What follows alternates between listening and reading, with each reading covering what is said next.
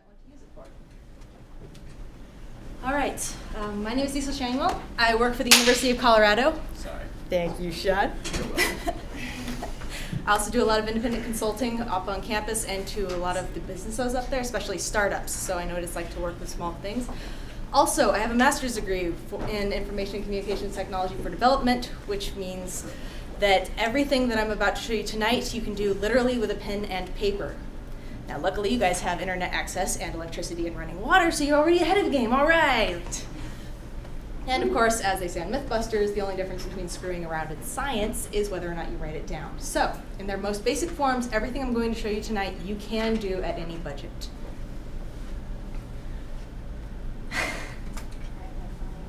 You can just click the button, you know. You say that. All right, so what we're going to go over tonight is why you might want to test, even if you're an indie developer, especially if you're an indie developer, designing your tests, finding participants for those tests, your testing options, how to use the feedback you get, and what you might want to consider doing after you publish your game. So first of all, why test? User testing is the investigation of user experiences. It is not quality control, and it is not marketing. Marketing, for many intents and purposes, can be quite evil. This is not what we're trying to do. What we're trying to do is provide the best user experience for your users. In order to find out how they're going to do that, you're going to need to apply some science. So, this allows you to do informed decisions. It creates a feedback loop between what you're doing and what the users are going to tell you about what you're doing and what they are experiencing. This means you aren't going to be wasting a lot of time and energy going down the wrong path if something is just absolutely not going to work. You will know it faster, you will waste less resources, and you are not going to find yourself frustrated meeting a deadline on something that is completely broken for everybody but the people building it. It can also help you settle a lot of arguments in your teams. If you've got two people who both have some very good points, but you can't figure out which one of them is right or the right design decision, this will help you settle it by getting an outside, objective person involved. They are experiments. Every design decision you make, every interaction, every bit of user interface, that is a hypothesis. It can be proven or disproven based on the data you collect from your test users. Make sure that all your decisions are something that you can not just fluffily say, oh, we're going to do X, but define that, limit it, and make it something that you can understand. And you guys are all developers. You know how this works. If you didn't, nothing would work in the first place. User testing in large companies. I'm trying to get through these as quickly as possible so that you have plenty of time for questions afterwards.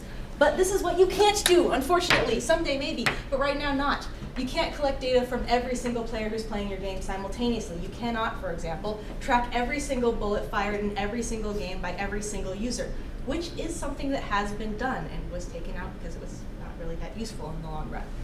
And they're able to do nonstop user testing. So how can you, as an independent developer, limit what you can do in such a way that is actually useful and effective for what you want to do?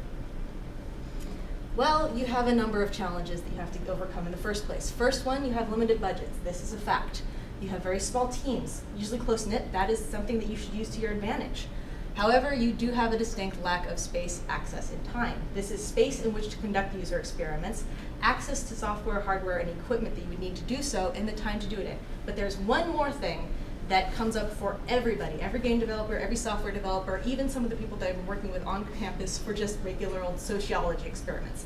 And that is this. I'm going to let you read this quote. It is a gem that I picked up on Reddit in response to a thread on user testing. Vision. And you know what? This guy has a good point. If you are an indie game developer, you have something that you want to do. You have a good idea. You have something that you care about, that you're passionate about, that you want to see come to fruition. And you want the thing that you have in your head to be the thing that people are playing and loving and enjoying. But there is a distinct difference, say, for example, if you're making a game about scary clowns, between certain feedback and others. For example, if you have one user who comes back to you and says, your game would be a lot better if it were about zombies instead of scary clowns, that's one guy. It's not really what you want to do, and it's not something that is relevant to the scary clown game that you're developing. However, if 7 out of your 15 users come back and say, well, your game would be a lot more scary if the clown's shoes didn't squeak when you walked, and you still ignored them, you would sound a bit more like this guy. You don't want that. So, design your tests around your vision. This can be as simple as what you do with children. Sorry, anybody who has children and hasn't discovered this wonderful trick, but now I'm going to teach it to you. If you want your kid to eat a piece of fruit, give them a choice between, say, an apple and an orange.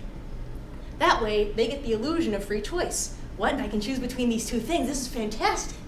And mom can't tell me what to do, nor can dad. But you get what you want in the end. They have chosen a fruit to eat. However, in the field of user testing, I'm going to extend this metaphor a little bit further and say, leave a banana out on the table. Leave them space to say, well, maybe next time you go to the store, include a banana. You're still limiting it, but you are getting some feedback that is actionable and that is limited to what you can work with and that does fit your vision. So, here are some guiding questions about how to design your tests. Sorry about that. What information do you need specifically at each point in development? What resources do you have available, and how will the information be used? This is going to change. And as we saw when I was setting up earlier, always have at least 3 backup plans. I'm sorry, it's true. Things will break, things will not work, people won't show up. You will get sets of unusable data, or people just didn't care, or it's something that you can't use. So you might want to consider taking your own notes. Even if you're going to be doing a simple survey, if you're doing an in-house play testing, have somebody on your team sit in the back room and scribble around like they're doing some kind of study on wildcats. Always have an additional source of information, not just the one that you're going in to do. Try not to lose anything. It will happen, but anything you can save, you can use. So, we have 3 testing tiers here. I've defined these. These are not industry standard, but I hope they will be useful to at least the people in here. These are what you can do and where you can do it, and they're a way of dividing out where you are in the process based on what you need. When you're first starting out, when you are modifying your D&D session to play test a game idea with your friends, that's tier 1. When you're actually developing, that's tier 2, and when you're making something that you're going to release, that would be tier 3. These actually correlate to what you would be doing in terms of your actual technical development. At the very first stages, primary devices. Get it working on a computer, get it working on a phone. Even if it crashes all the time, you've got it up and running.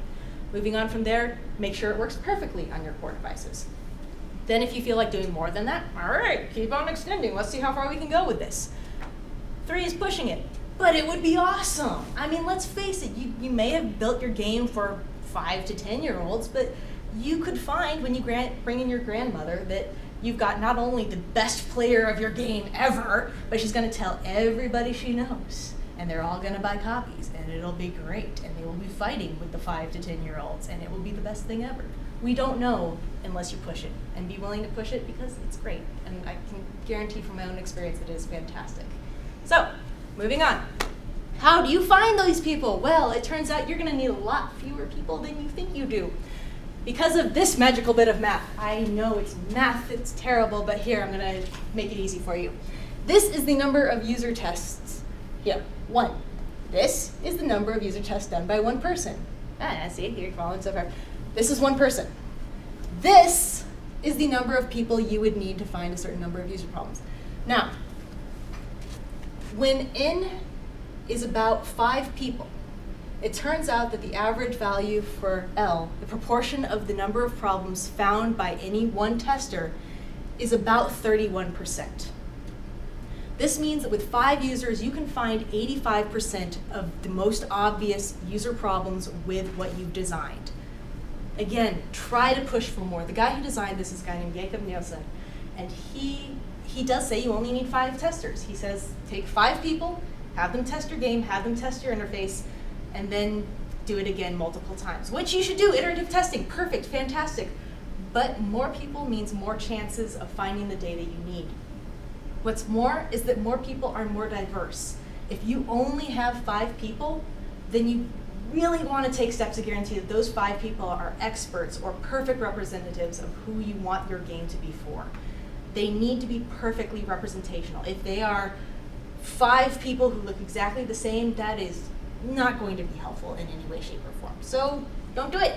Find more people. Lure them in. How do you lure them in? Well, with things like cookies. I brought cookies tonight, but the cookies aren't the reason you came. On your core test subjects, on the people who are most likely to help you, they are not people who came for the cookies. They will appreciate the cookies. Everybody appreciates the cookies, metaphorical or literal. But they will be people who care. And they will be the people who care about your game, what you're doing, or games in general. They will want to help you. And by rewarding them, that's just creating a nice relationship between the two of you. If you want to get a bunch of people, you got to mess it up a bit. So, the Steam Box. How many people here have heard about the Steam Box? Yes. Do you guys remember how they got test users for that? For those of you who didn't realize it, it's they did a survey, but it was more than just a simple survey. They had you go through a number of steps where you had to fulfill every single step in there. That includes giving them information about your hardware, giving Valve information about how you play games, giving Valve information about who you are. They gathered so much information about the people who are interested in the Steam Box that didn't just go to the beta test. That's information you can use for marketing, that's information you can use for your games, it's information for what you can set your technology standards for. You can use the additional data you bring in. However, if you are trying to do something that gets a lot of users, try to use a bit of applied classical conditioning.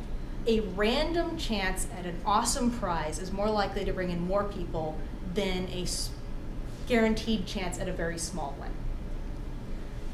So, remember, before we get into the testing methods themselves, test your test before you test. Do it with your friends, do it with your family, do it with your little sister who shows up magically at your speeches. Do it with people that are not involved with designing the test, but might theoretically know what to look for. Even if they're people who just know you, who know the way you think and critique the things that you might put in that you might not think to add. So, let's get into the methods themselves. We're going to go into heuristic evaluation, paper prototyping surveys, card sorting, direct observation, and then get one small note on group feedback. So, heuristic evaluation. Everyone's got a piece of paper, right? Thank you. These are a set of best practices, basically a list.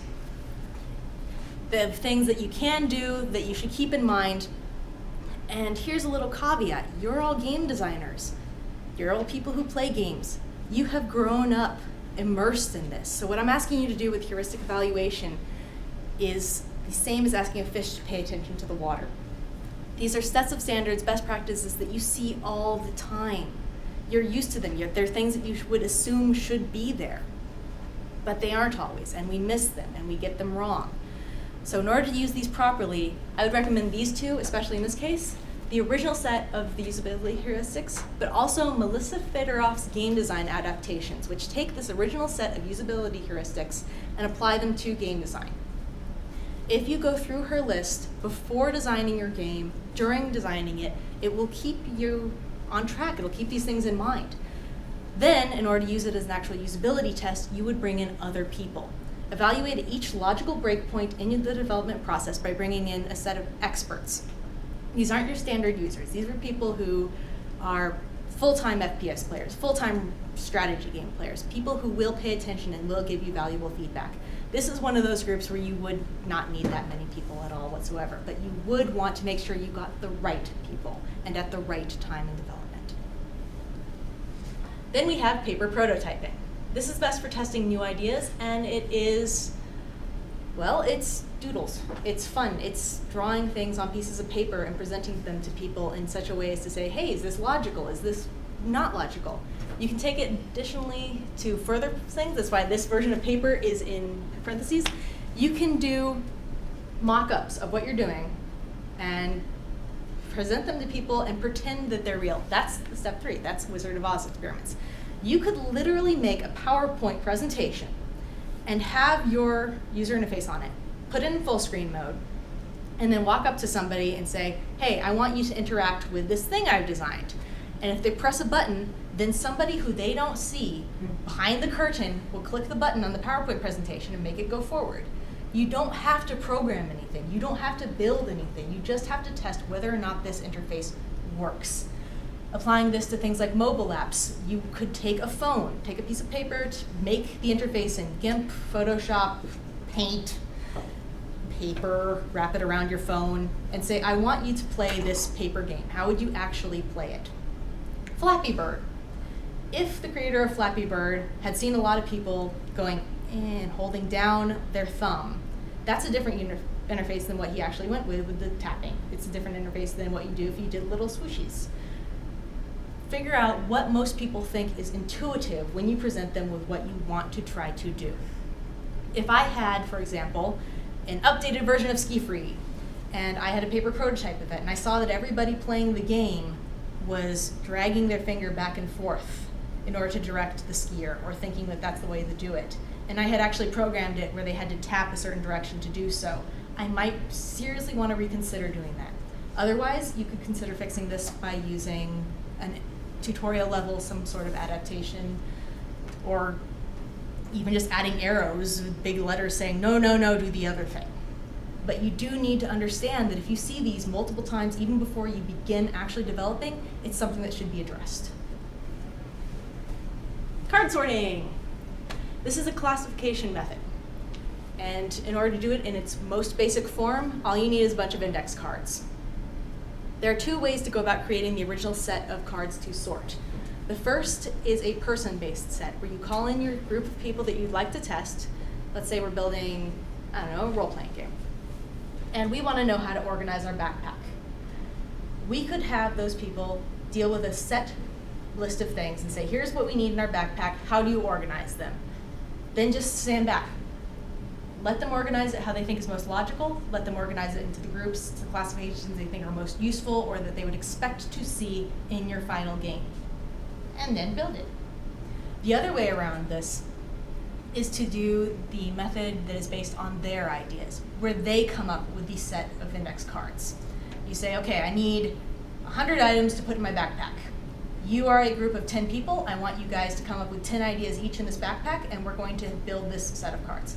So you will have all these ideas from all the people in your group giving you these index cards. If you have enough time to do this, it's really fun.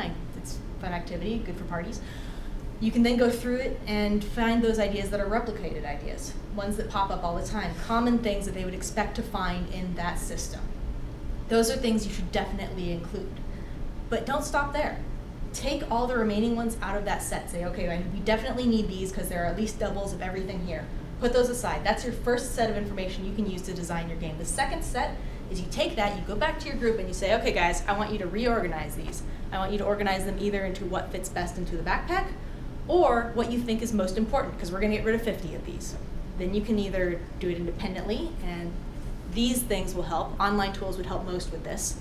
If you're doing it in a group, you're going to have to let them duke it out. Have them sit down, figure out which things are definitely necessary, which things are not, and make that a cut line. Say, we're going to get rid of this. That'll give you an actual gradient. You'll know which things are less important because they're the ones that they're either not certain of, the stuff in the middle, or that they just didn't care about at all. You may be telling them, yes, it's a black and white situation, but you're gathering more information about that, information you can actually use. So, then we have surveys. Yay! Everyone has done one of these in their life, yes? If not, I would love to talk to you after. I want to hear your story. That would be amazing. Surveys can be difficult to design, but they are a great way of getting a lot of quantitative information. Information that you can use to do statistical analysis, information that you can use to build databases. Consider, for example, the Microsoft Studio User Research Group. They have a database that goes back all the way to like 2001. In 2001, yeah, they didn't really have something that they could work with. They would have sense of speed, 1 to 5. Well, what does that tell you, 1 to 5? It doesn't tell you anything. However, if from every test you do, you keep referring to your original score. Sense of speed, on average, maybe it was 2 when you first started out, but by the time you're ready to launch your game, it goes up to 5. That's a definite demonstrable improvement. What's more is that you can hang on to those same things for your future games. Sense of speed between game number 1, maybe it was 5 when you released it. Game number 2, if it's 6 when you first start off, that's something that tells you a lot about what the user is experiencing between your two games, between the two ways you implemented sense of speed, and how you can address it going forward. They are, however, things that you need to keep close tabs on. It can be really easy to mess up a survey doing things like, how old are you? 20 to 21, 21 to 23. Well, if you're 21, which box do you press? So I would recommend, before going into a survey, that you go over the best practices for survey design, which are on your pages here. But also, going back to that first slide in this section, have somebody else go through it first. Have somebody go through it, say whether or not they would like to add anything else, and whether or not they thought that the survey made sense. But most important of all, most important thing for any survey, which I see gone all the time, every time, I see it on Reddit, I see it in real life, I see it in political surveys, they don't add an extra box. Add an extra box, please add an extra box. This can be the most valuable thing to you. You can have one guy who has the breakthrough, one girl who has a picture for the best thing that you could add. But if they don't have any way to share that with you, you're never gonna get it. You're never gonna get that insight. And you're also not gonna have fun things like people drawing, clowns fighting zombies. That would be fun. That's something you could use in the future, who knows? But if you don't leave that space for additional input, if you don't leave the banana on the table, you're never gonna get anything from it. All right, and then finally, direct observation, which I left for last because it is most complicated, and I do want to leave time for questions, but this is important. Direct observation can lead to, first of all, ethical issues. Do you want to spy on your friends? Do you want to spy on your friends and family? Who gives permission for you to test a game that involves children being involved? Yeah, start small. Start with people you know. Pay attention to the things they say. If you want to do a game for kids, make sure you have the parents involved at every step in the process and know what you're looking for. You can't just say, I'm going to take a bunch of my friends, lock them in a room, have them sit on the couch, and play my game. That's not information you can use. I mean, it theoretically is, and I really love this. If you hook people up to biometric sensors, and then you can watch their heart rate and stuff go up, and then you can look at that for affect, but that's expensive and difficult, and you're really going to have to look for ways to quantify things that are qualitative in nature. So how do you do it? Well, naturalistic observation is the most easy way to do this right now. You would basically have people either doing it at home and you go to them, or you bring them into your space and you have them interact with what you've created in a natural manner. At the most basic level, this is standing behind them and taking notes as they play. Would not recommend, it's not really objective. Try to step it up to at least level 2, which is film it, record the screen, record the person, ideally record both the screen and user behavior. There are a couple of listings on your page there which have free trials, which are free by nature. If you have a Mac, you can use QuickTime to record the screen. If you use a headphone jack in with Soundflower, you can actually record people doing talk aloud, which is people playing your game and then talking and speaking their thoughts aloud. They would be dictating what they're thinking and what they're doing to you as they play. However, this does kind of interact and confirm things. Heisenberg applies here. The more you mess with something, the more you're going to affect it. So you would ideally want to stand back as little as possible, yet capture as much data as possible. For a small group like this, for small studios, I would advise either creating or investing in a method of recording user behavior and their screen, but not asking them to talk aloud. I love talk aloud, but you want the most valuable data. So what you would want to be doing, record the screen as they're playing with it, record what they're doing while they play. That's looking at their face, looking at their body, looking at their posture, and then do a post-play interview. Sit down with them individually, don't do this in groups, and say, okay, well, you did this at this point in time, this is something that's interesting, would you like to tell us about it? Sometimes they don't always remember, but sometimes they do. If you see somebody drive off the edge of a cliff, and you go, okay, so you drove off the edge of the cliff here, and I see that you grimaced about the edge of the cliff here, but then you did it 2 seconds later and you were smiling. So why did you drive off the edge of the cliff? You can get valuable data like, well, the sound effect for driving off the edge of the cliff was hilarious. Okay, that tells me that I should either add more funny sound effects or that I should disincentivize driving off the cliff in some way. Otherwise, we're going to have people intentionally doing these things. There actually is a research paper involving Super Monkey Ball, if anybody remembers that, where people would repeatedly run into each other just because nothing happening on screen, well, a little bit, it was kind of funny, but because the people they were playing in a natural setting would freak out about it.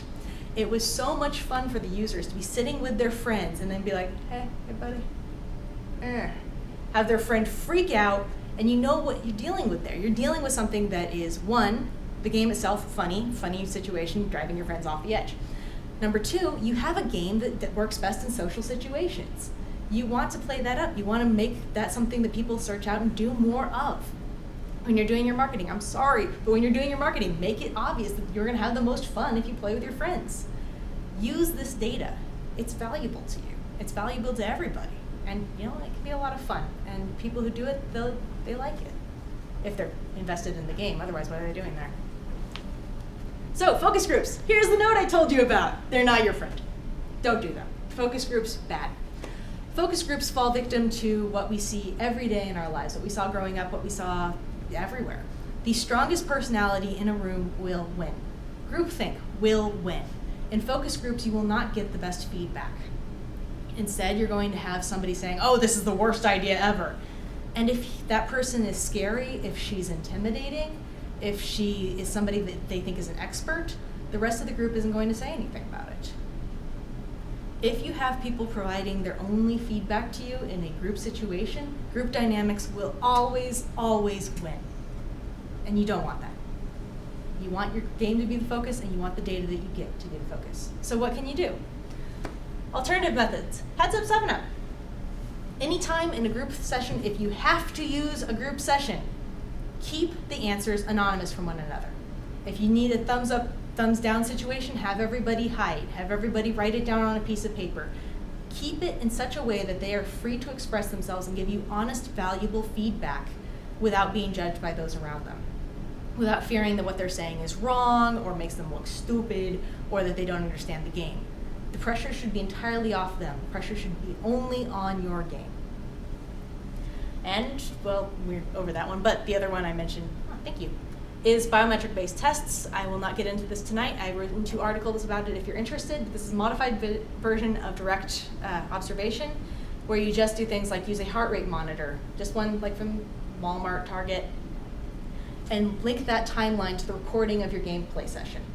I bring this up because it's been proven to find at least 60% more issues than any of these other methods all by themselves.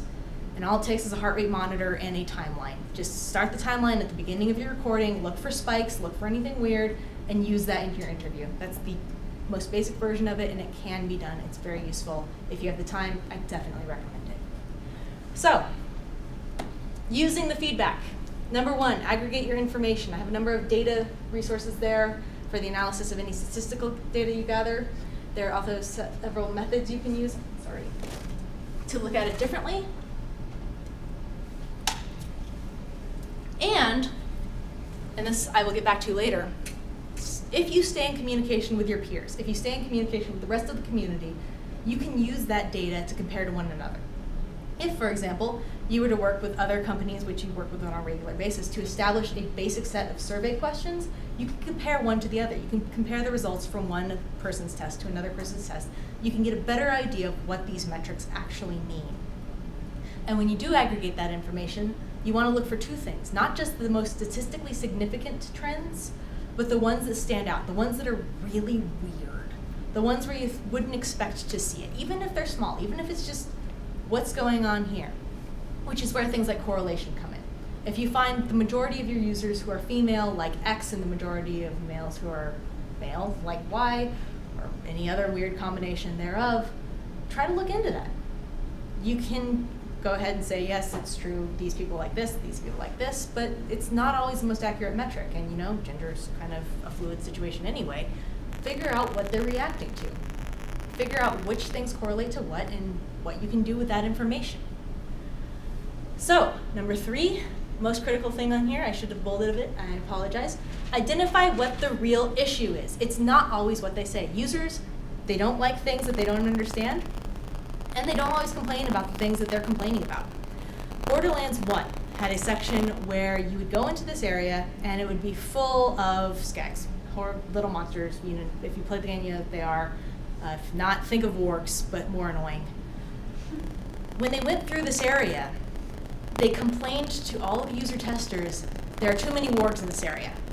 So what did they do? They tripled the number of wargs. Tripled it.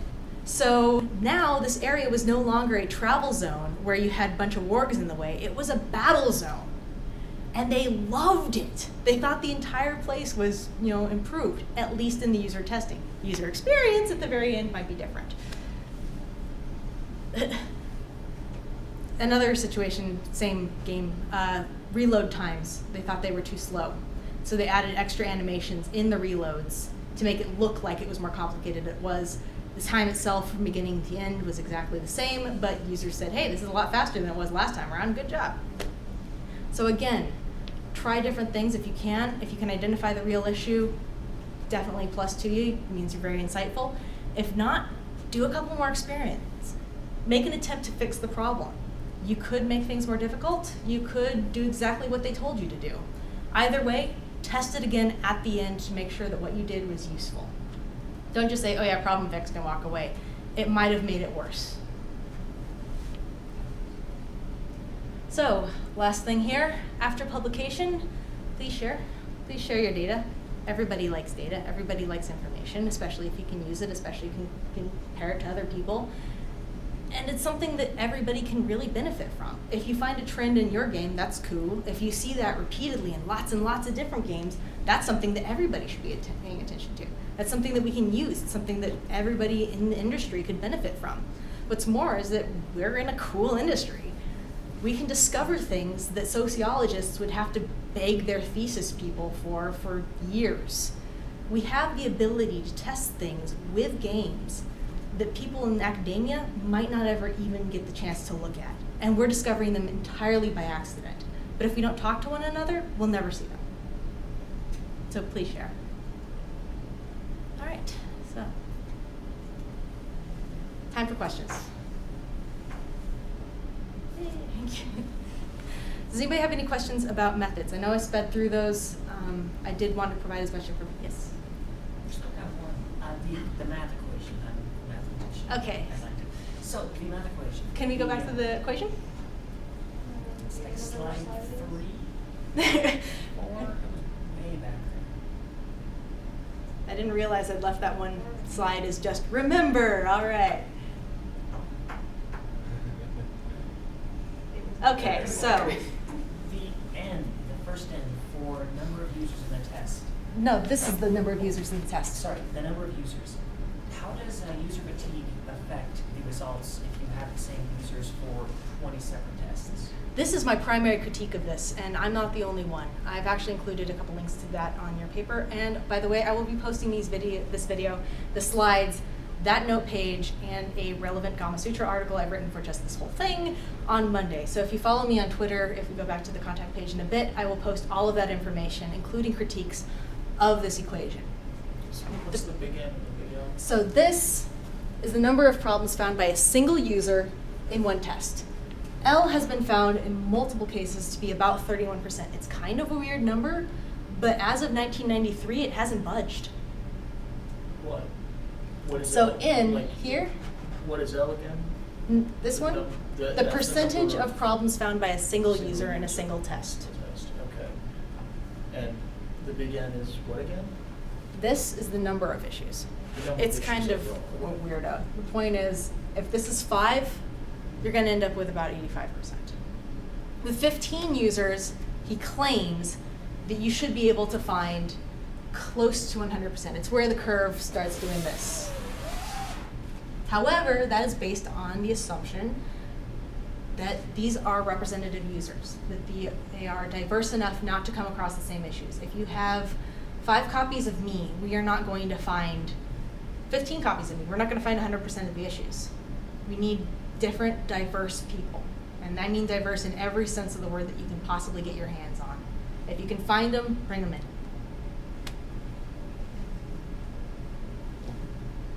Okay, so when you're watching people like actually play test your Yes. game, so I was wondering like, okay, so should you stay silent or whatever? Because we're gonna try to talk to you, and I usually do whenever I have someone test my game, and I talk to you and like, oh, well, what am I supposed to do? Like, you just leave them and say you can't say anything, or just like.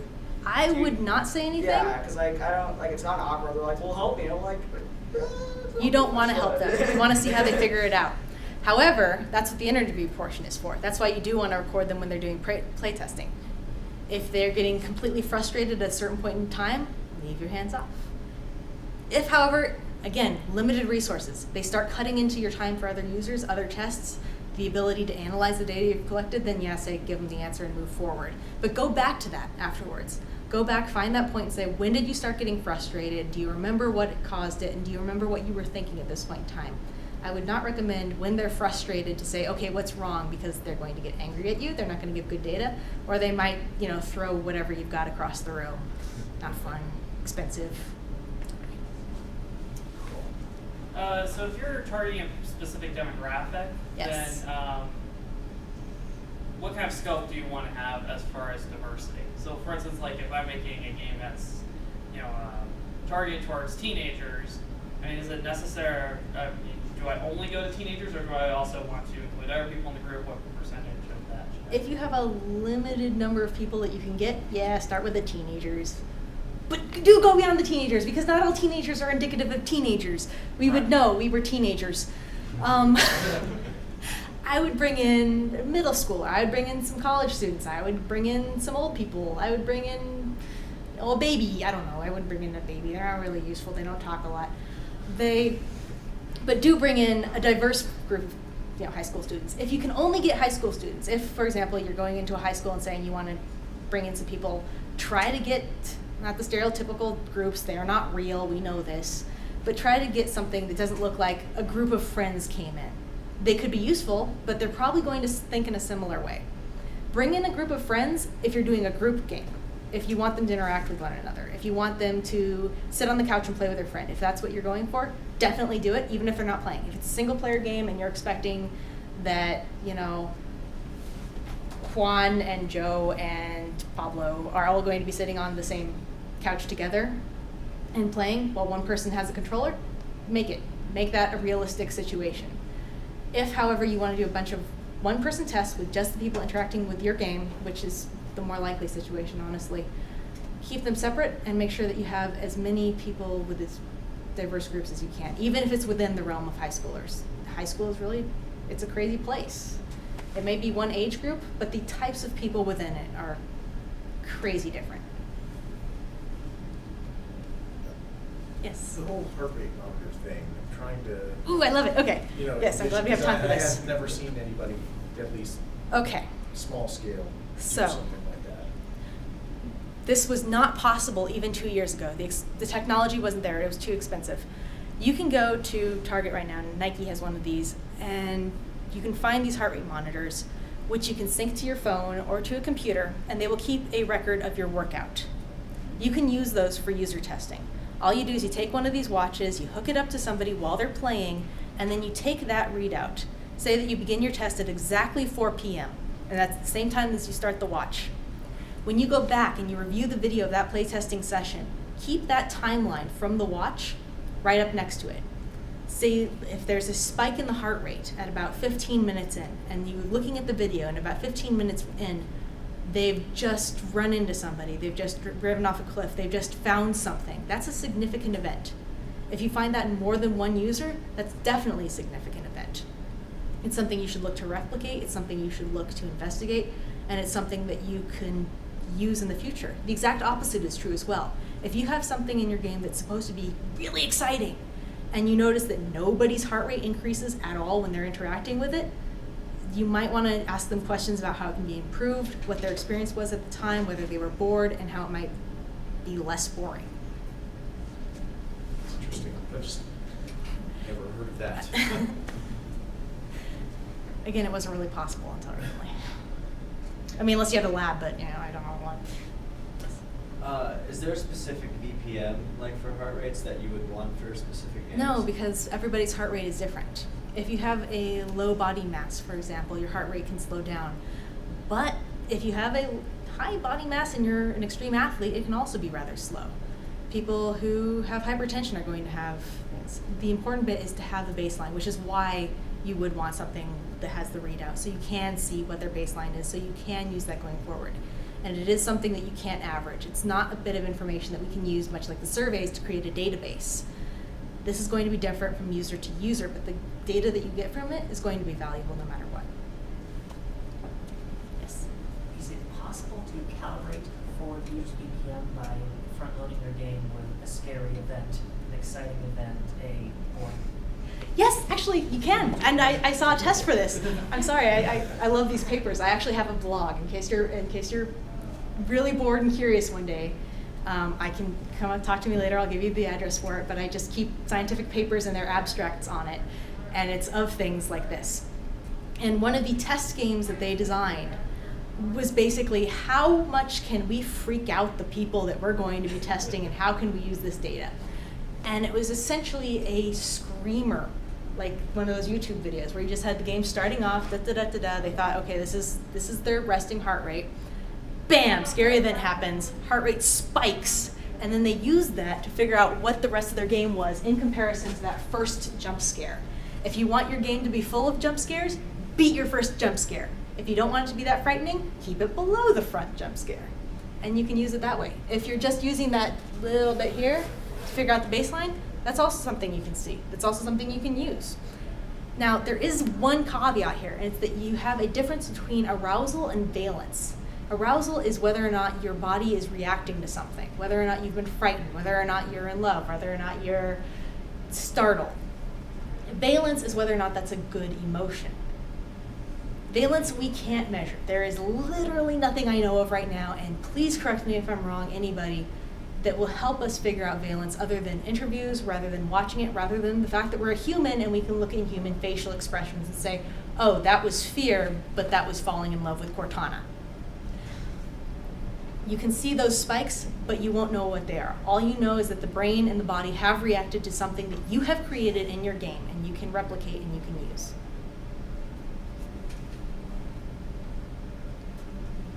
Yes? Okay, so you were saying like, you know, you're finding like your audience, like teenagers and stuff, but like how do you find your audience for your game? Like let's say it's a really weird like game that literally jumps all over the place. How would you find your audience for that? Like if it's just more like a personal thing, it's like Start with what you already have available. That includes friends, families, and also people who you might just have access to, people who might know people. I, for example, have kind of a weird social group, but I adore them. They are wonderful people. And they, by extension, connect me to some very other, oh, well, goodbye. Some people who are very different than who I am. One of my mentors is actually a retired professor from the University of Colorado. I know she would not be very interested in some of the things that I could be making or working with. However, I do know that she knows a lot of people who are similar to her in age and have very diverse interests. I'm not going to name names in the interest of privacy, but there is somebody in her life who is an English realm guy, and he's huge into sci-fi, fiction, and horror. If I wanted to find somebody who is in that age group to play a horror game, I would ask her if he might be interested in coming in for a quick user test. If it is a long shot, incentivize it, give them a reward for coming, thank them profusely, and make it worth their time, because you are getting valuable data from these people who are 2 steps plus removed. But it is the best way to find more people who are that different, is through the people you already know. cool. Thank you. Thanks. Anybody else? All right, cool.